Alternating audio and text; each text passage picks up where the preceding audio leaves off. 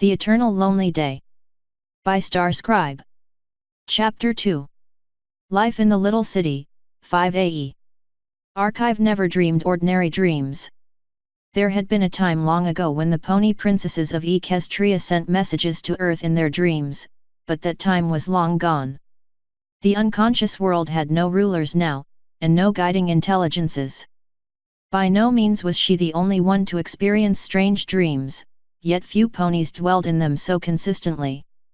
Into the void of archives sleeping thoughts formed a great library, with shelves that curved in ways the three spatial dimensions could not explain and books that were more her memories than they were paper and symbols. The library was always busy, packed with billions and billions of waiting souls. Each human face was a reminder of one more pony yet to come, perhaps thousands of years divorced in four-dimensional space. None came to her as more than outlines, though some came in far more clearly than others. Whenever Alex stood in this library, her goal was always the same: find her family. Yet few of the ghost-like people were coherent enough to answer her questions, and those few who could never contributed anything helpful to her.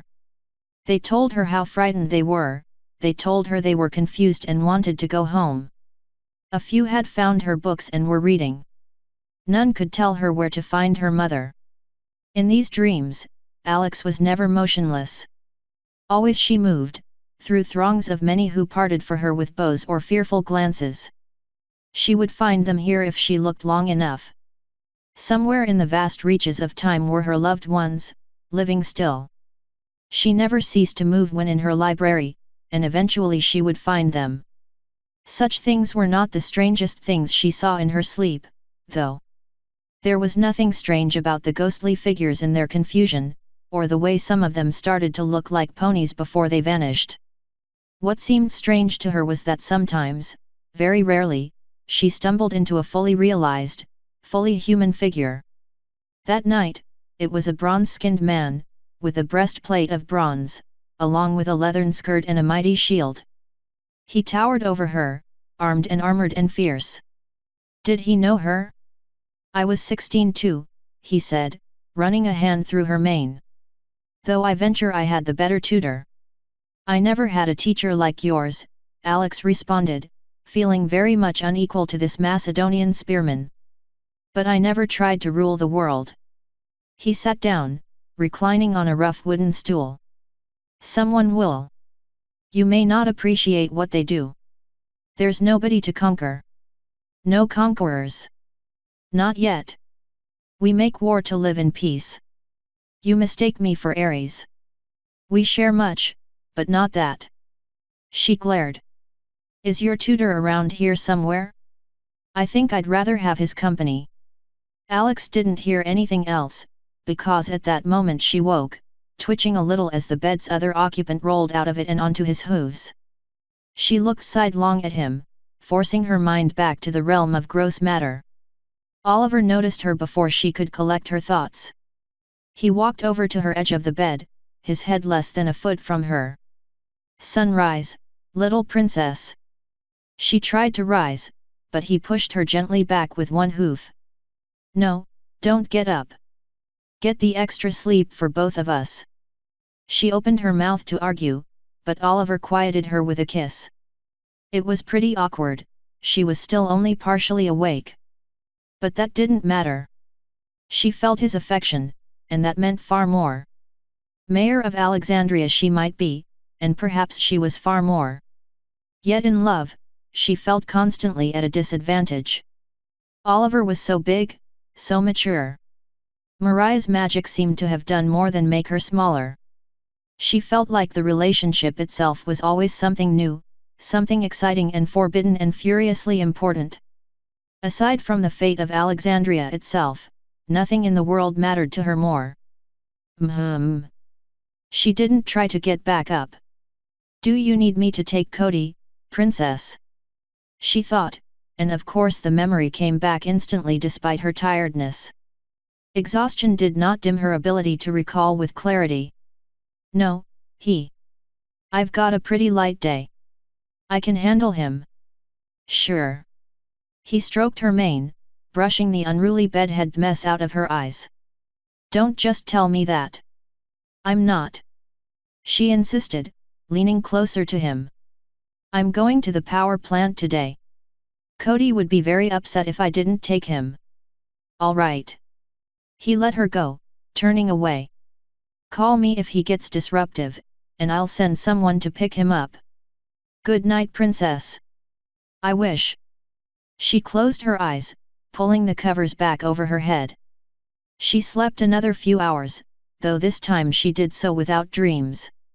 Her alarm went off at 8, and she didn't fight it. She paused as she got up, exchanging a morning hug with Huan at the foot of her bed. He rose when she did, following her as she made her way to the RV's shower. He sat down right outside, turning to face the open doorway. She didn't bother shutting it. What was the point of closing the bathroom door while bathing when you were naked all the time anyway? She cleaned herself off as quickly as she could, conserving the water and the soap as best she could. Soap making was a simple craft that had been revived since the event, though nothing she used these days ended up as smooth as the wonderful gels and fruity shampoos she could have bought in any pre-event grocery. As it turned out, getting soap that nice took lots of chemistry and often lots of animal fat. But there was no meat industry anymore, nor any processing of animal corpses short of burial. That left the world with inferior plant sources, and Alex with rough-feeling skin whenever she scrubbed too hard. She could only pray one of the next few ponies to return would be one of those hipster soap makers, or a prodigy of biochemistry. Either one really. Though it had been only 5 years, Alex had stopped bothering with clothes much in spring. Surviving post-apocalypse was sweaty work not made easier by maintaining large wardrobes. To say nothing of having to keep all of it washed and clean, which took either lots of time or lots of electricity. The unfortunate reality of her choice as mayor not to dress in warm weather generally meant others would imitate it, which was fine by her. In this one way at least the equestrian custom seemed better suited for their situation, and so she had adopted it. Formal occasions and inclement weather still demanded clothing, of course. But removing several whole classes of garment from her wardrobe meant she could live a lighter, slimmer life. Alex restricted herself to the scrunchie that kept her braided mane from getting out of control, as well as a wide-brimmed summer hat that served to help her stand out more in crowds as well as feel less like she was completely naked. Other than these two, she needed only the HPI Cyber Gauntlet, secure on her right foreleg. Her little son slept in the RV's little bedroom, buried in a mountain of blankets and pillows. She had to dig him out, fighting to dig faster than he could as he realized he was being woken. In the end, that meant just turning the whole lot onto the floor, and lifting the squirming and giggling foal with one careful foreleg.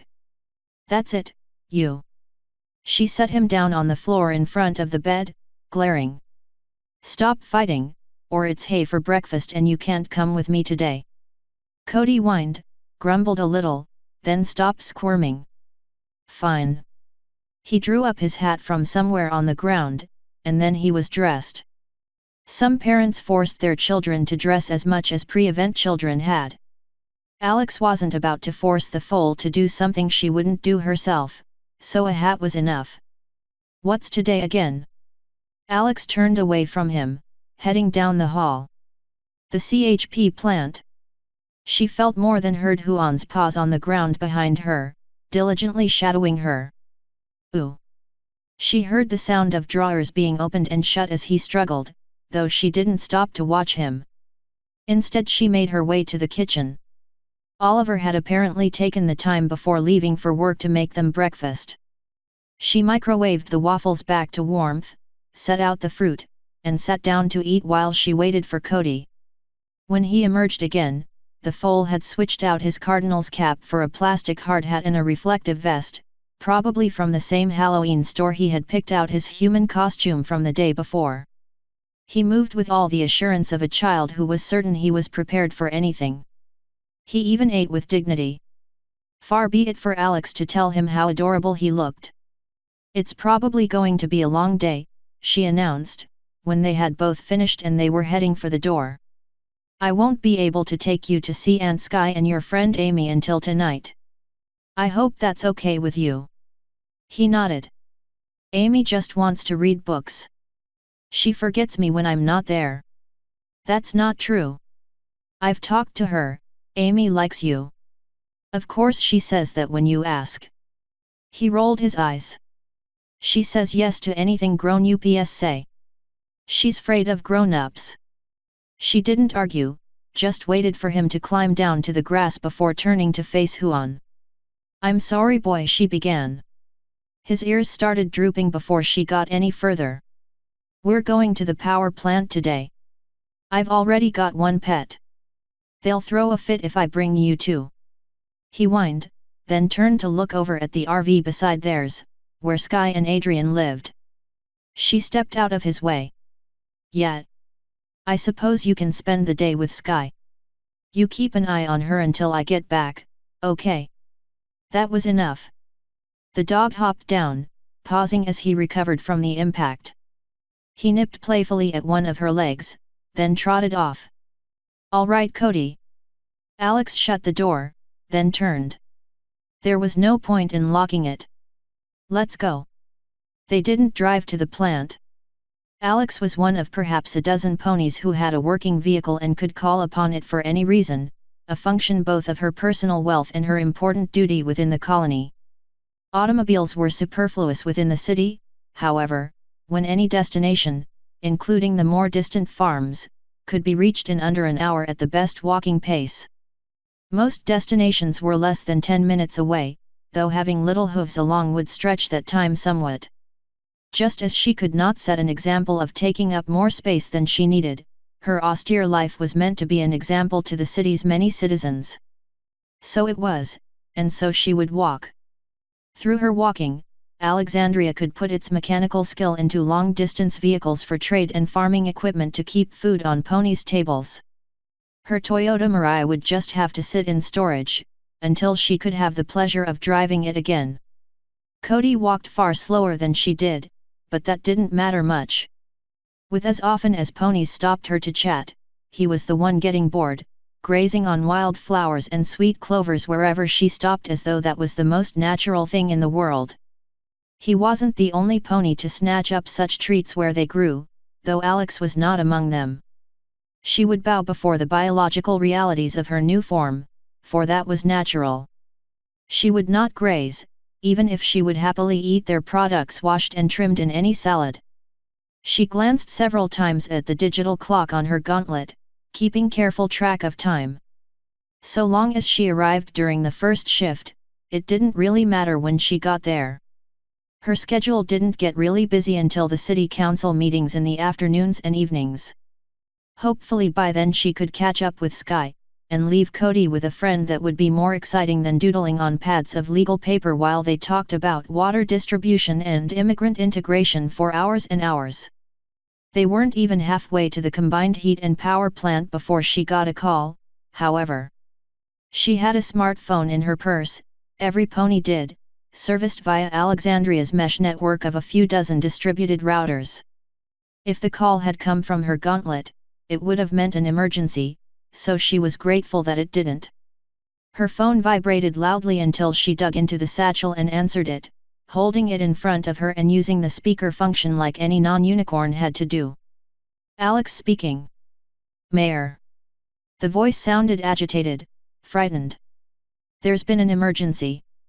Alex's perfect memory recognized the voice at once as the foreman of one of several collective agriculture groups. Hiram Young, isn't it? The pony was one of those sticklers who hadn't ever bothered taking an equestrian name, and anyway an occasion like this wouldn't have warranted using it if he had one. What's the emergency, sir? Why aren't you phoning the police? I did, ma'am. The voice responded, urgent. They've quarantined the whole area, put every pony on it they could. I just had a feeling you'd make more of it than they would. Perhaps, if you can tell me what the emergency is. Her number was public knowledge, or at least an alias that redirected calls aimed at the mayor was. She wondered if his next words would persuade her to have her secretary screen her calls along with his other duties. Poor quick learner had probably arrived at the CHP plant an hour ago and would be having a nervous breakdown without her. You know the details of abundance supernatural. She did, as clearly as she knew the 10,000th digit of pi, 7, and the age Da Vinci had been when he died, 67. You're trying to combine equestrian farming methods and magic with chemical fertilizers and modern farming techniques. You work mostly in wheat, soybeans, and corn. She could have quoted the exact acreage of each of their farms and the names of every citizen that had filed income working there too, but she didn't bother. We do that, yes. But we've also been experimenting with smaller scale stuff.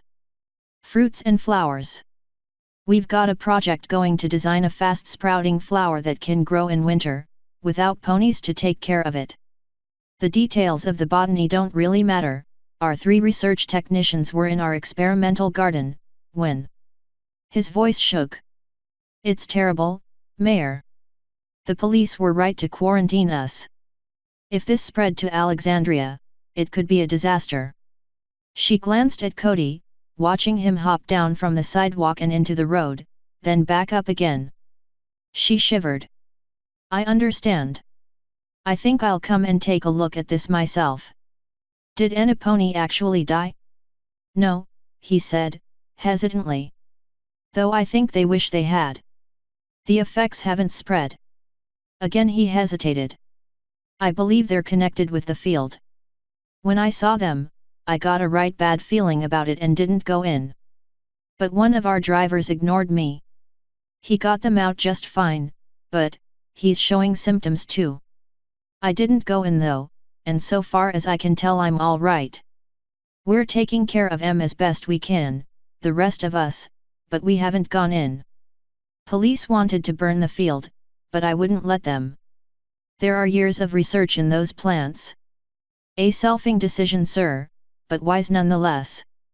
We may need samples in order to cure whatever's afflicted them. I pray you can, Mayor. I don't fancy any of them have lives ahead of them like this. And if we can't cope with magical accidents, maybe we shouldn't be trying to experiment with it. How we handle this might change everything. She told him to stay where he was and not change anything, then hung up and made another few calls. 5 minutes of frantic pacing later and a police truck arrived for them both, with a nervous-looking quick learner already inside. Well, she thought of them as the police. Of course, they were really Alexandria's militia. It was a waste of resources to keep 2 separate armed forces about, for what little work they did. Most of it was responding to emergencies and looking gruff. Look gruff they did, arriving for her in their military truck belching smoke from its gasifier and forcing every pony out of the ordinarily clear streets. A single pony with a P90 stepped out and saluted. Ma'am. She returned the mayor's salute, then scooped Cody securely up into the truck and hastened to follow. I take it we won't be going straight to the quarantine zone, ma'am, the driver called back, once they were inside the covered cloth rear of the truck.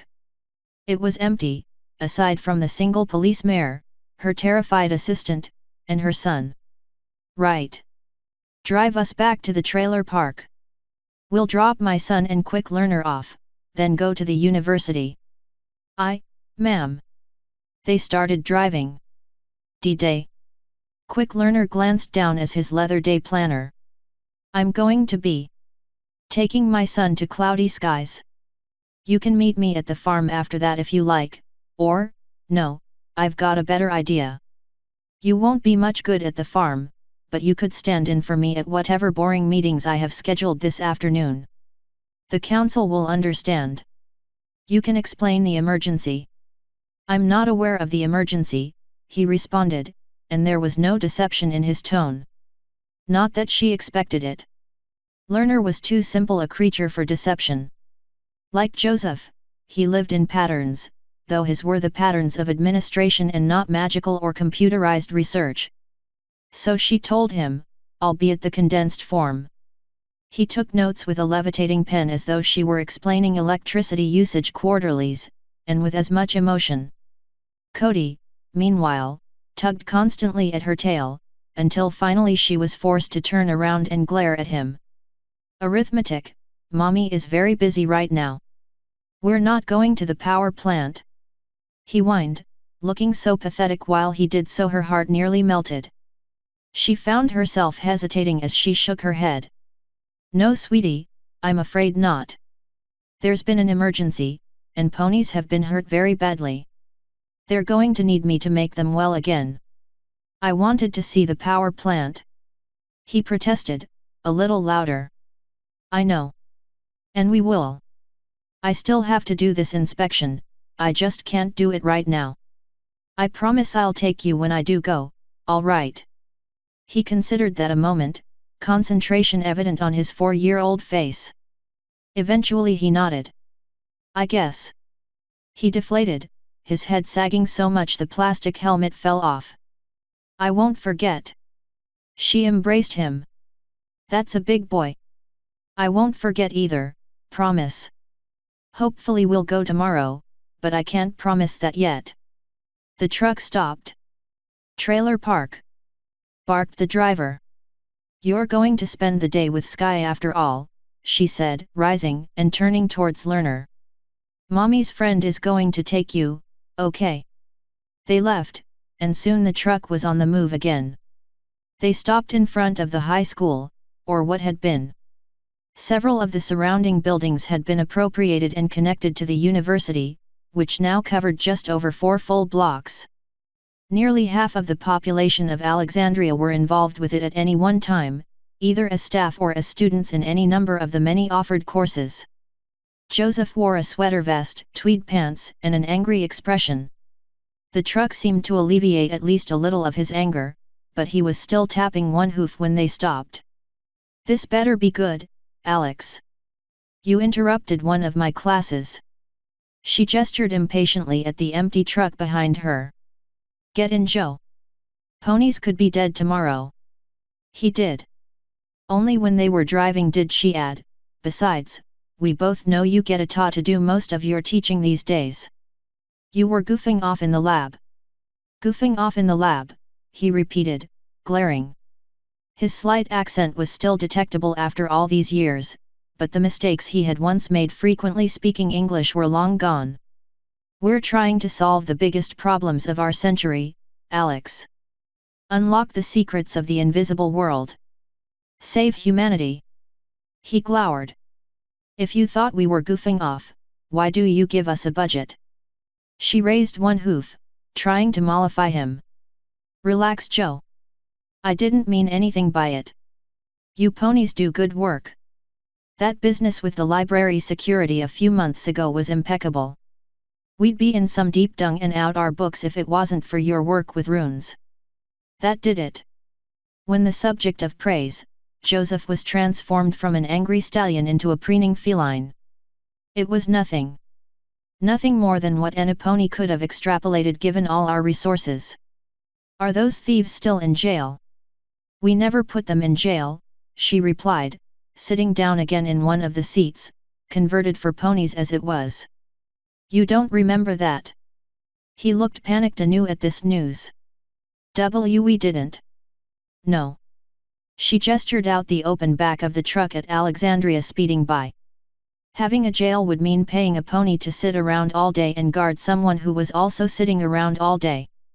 Having other ponies working in fields to bring in food to give to a pony who didn't do anything to help the colony in return, even though they could have. That just doesn't make sense when there are colonies where ponies don't have enough to eat. He was unconvinced. You just let them go. He moved closer, eyes narrowing. Alex, I've got a child. My wife is at home right now. Joseph seemed to be learning how to respond to social situations from Mariah. As nice as it was to see he was learning, she wished he'd had a better tutor. No, Joe. We let them choose, either 100 hours hard labor, or banishment for life from Alexandria and its libraries.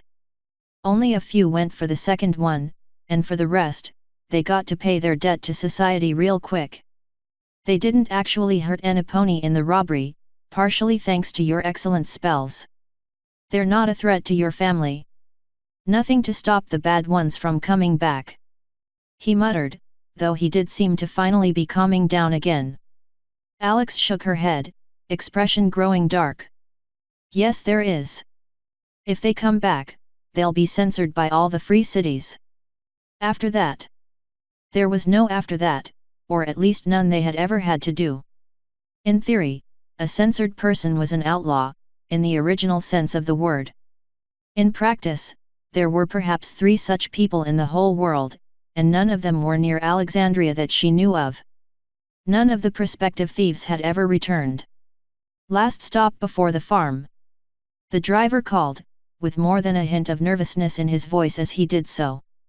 Alex didn't blame him, even if she didn't share his feelings. To his credit, Joseph didn't seem upset by it either. They had driven halfway to the next town over, into a tiny farming village that hadn't had but a gas station and 100 people to its name before the event. Now it was something else. Blacklight, the Changeling Queen, had chosen this place for her hive, such as it was. Few ponies came out this far, fewer still had any conception of what the little queen did. Alex was one of those few. Coming, Joe. He made his way to the edge of the back, then shook his head. His wide eyes took in the buildings and the state of the minuscule settlement, and he seemed to think better of it. Can't get the HPI to send us a non-living disposable drone. I will if it comes to that. She lowered her voice. Don't call them disposable around Riley. They're still her daughters. Imagine what you'd feel like if I called Richard disposable. He didn't look angry, to his credit, just nodded and sat back down. Right, of course. Sorry. I'll wait here. And be careful what I say when you come back. How long should we wait for you, Mayor? The driver asked, glancing nervously through the opening to the cargo section. It won't take more than 10 minutes, but there's no chance of what you're suggesting. Riley is my friend, has been for years. Her drones wouldn't hurt any pony, but they certainly won't hurt me. If you say so, ma'am. The single militiaman took her seat near the opening, resting her P90 casually over one leg. She seemed a little calmer, but still clearly nervous. Alex rolled her eyes and hopped the steps to the ground, turning her back on the truck. This wouldn't take long. The little village of Vermilion had changed a great deal since it had come under new management of a changeling hive. Alex had very little context through which to understand the things its new management did. She hopped down onto the street, its pavement cracking from lack of maintenance. All around her, she saw evidence of changeling activity. Farmhouses missing windows or sections of roofs. Huge bites and entire doors missing from what few cars there were. It was as though a colony of gigantic ants was disassembling the entire place one tiny piece at a time. That wasn't far from the truth. As she neared the center of the village, she saw what had become of all the missing materials. Where there had once been a church, the changelings had built a mountain.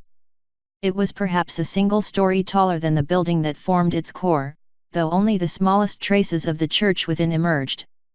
Most of the structure was built from either shiny black plates, or slightly transparent greenish slime. Taken together it would have been horrifying, were it not for the bits of mundane detritus that had been worked into the structure. Entire windows, the hoods of old cars, sections of flooring and huge flat rectangles of housing sheetrock. The hive had several openings, though most were above ground level. That made sense when every member of your species could fly. As it was, there was only one meant for visitors, and that was the one Alex had to use.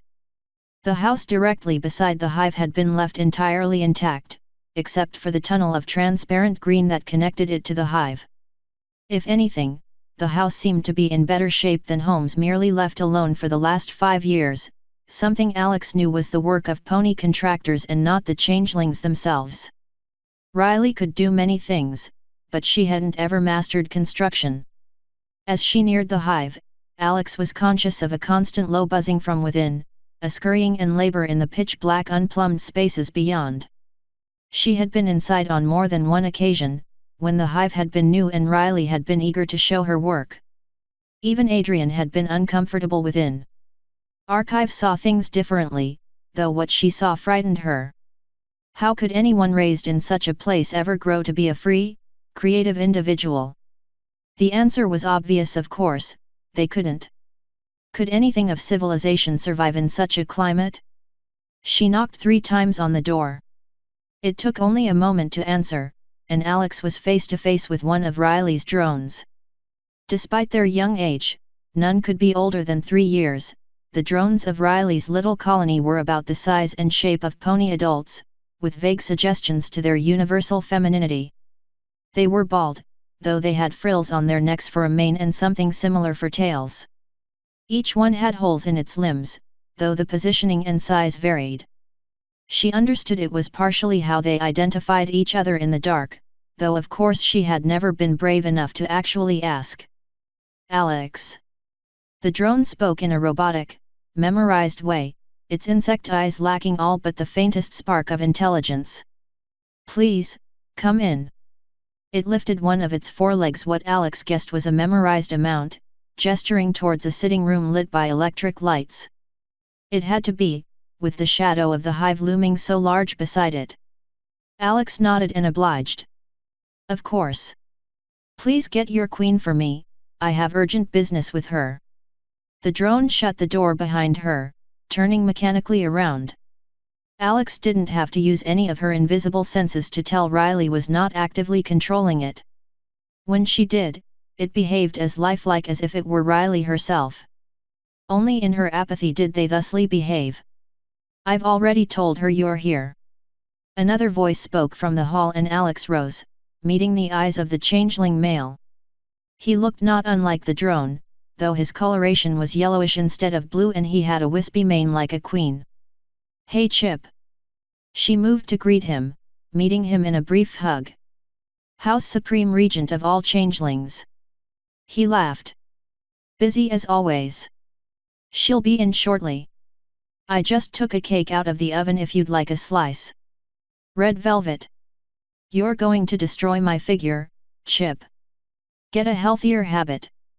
He laughed, returning a moment later with a levitating plate and a thin slice of bright red cake with creamy white frosting.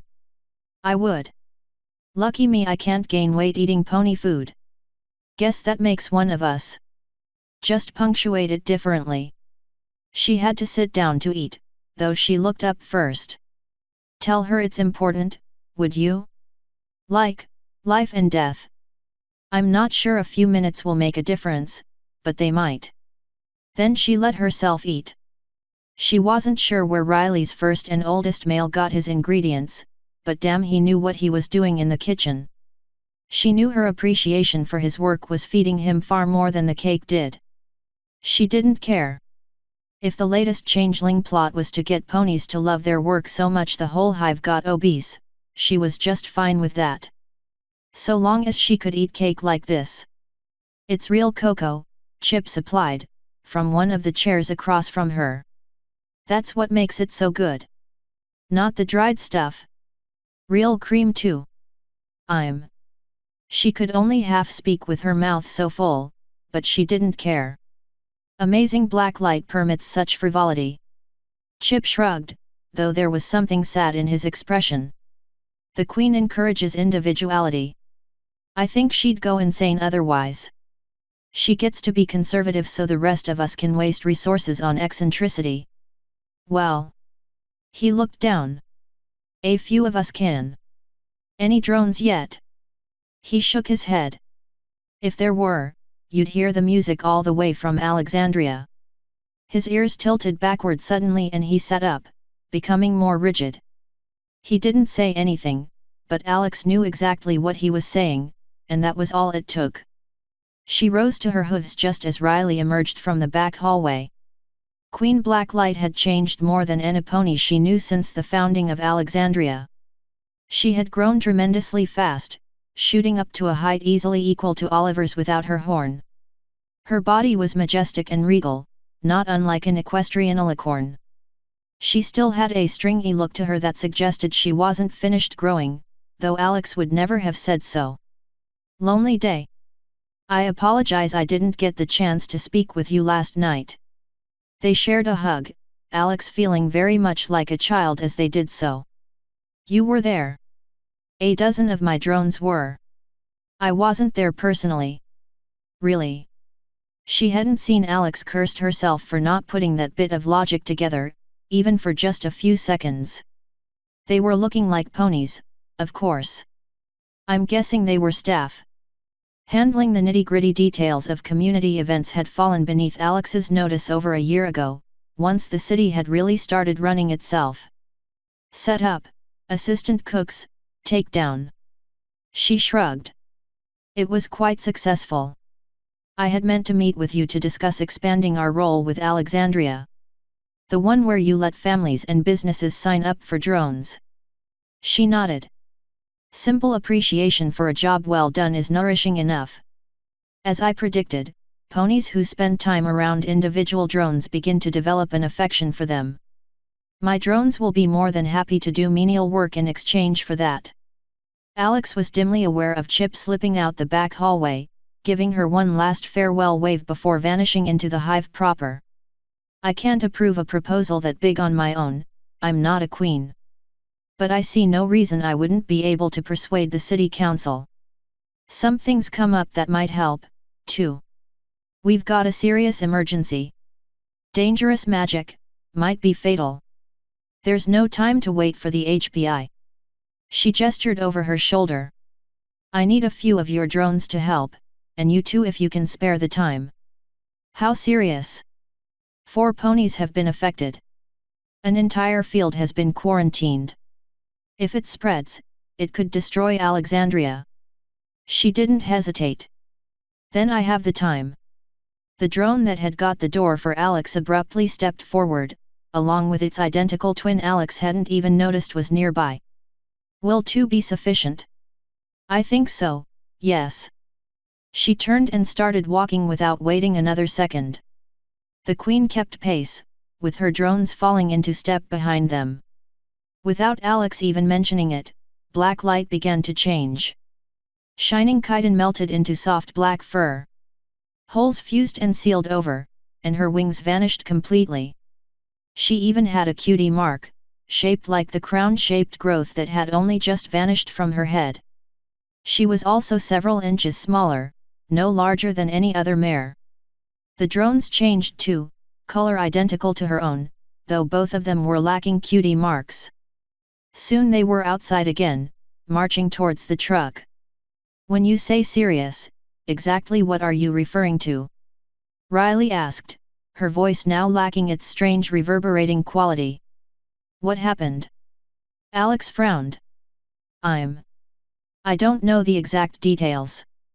I just know it was different for each of them. The farmer who hadn't been affected seemed pretty shaken up. And if Lieutenant Truesight thought it made sense to quarantine the whole area, she would have had a good reason. Trust for your subordinates. It doesn't seem efficient not to gather all the information into one place for processing. Aren't you better informed than any pony else in Alexandria? They approached the truck, though Riley didn't bother lowering her voice. The single militia pony sitting guard sat up hastily, lowering her gun and stumbling back. There were no questions, no phrase she had to use to prove she was herself. Blacklight's hive had never been hostile towards Alexandria, the city they considered themselves a part. Having such a policy would have been an insult, and so Alex blatantly refused it. It was going to hurt them one day if any other changelings decided to attack. But why would they? They were human too. Alex shrugged. Maybe. There is no uncertainty, Riley insisted. You have read the entire contents of the Equestrian Library, and you recall every word of it perfectly. You've read at least as many human books. You can synthesize disparate facts from these, and any observations you make, and all your previous memories, as quickly as I synthesize conclusions from the observations of my drones. This makes you clearly superior to the other ponies of Alexandria. In fact, you ought to be queen of all non-changelings. It's the optimal choice. Alex rolled her eyes as she hopped up into the truck. Once the changelings had done the same, she called, "Driver," to Abundance Supernatural. "As fast as you can, we've got lots of time to make up." They started moving at once. Her militia pony took the seat beside her, seeming to hide behind her, not making eye contact with any of the ponies that had joined them. Evidently this mare was new. Alex would have to make sure she got to spend some time with changelings soon, get that fear reaction ironed out. Optimal in some ways, perhaps. She sat down in her chair again. The changelings did the same, though only one of them had any life in her eyes. But not in others. The human organizational strategy we use has merits too. Please explain. Riley looked as though she would have pulled out a pad to take notes, though of course she didn't. Her memory was, quite by nature, almost as good as Archives was by virtue of her calling. My knowledge is superior, true. It grows every day more superior. Yet even so, I cannot possibly be aware of all the information that every pony is about their own lives. I cannot see through their eyes, as you can. I don't have superior intelligence either. The human organizational structures we use, personal freedom and democracy, allow each person to make what they believe to be optimal choices for their happiness. It requires trust, however. Trust that my subordinates know their jobs better than I do, and will do everything they can to get them done well. Trust that, even if we sometimes make incorrect choices as individuals, the collective is generally good and will work together towards the collective self-interest. This silenced Riley for several whole seconds, her expression becoming more and more downcast. I wish I could. She looked up, and for a second Alex could almost see the little human girl that still lived inside her. I trust Chip, but he can't handle more than half a dozen drones at once. He can't run the hive. Rob's worse, he can barely handle one. She sighed. I want all my daughters to be like regular ponies. She looked back at the drones, sitting as they were in their seats. They stared forward with blank expressions, seeming neither to realize nor care about what was being discussed. Maybe having drones living with regular ponies will help, Alex suggested. Maybe. Riley looked down at her hooves, and nothing more was said for the rest of the trip.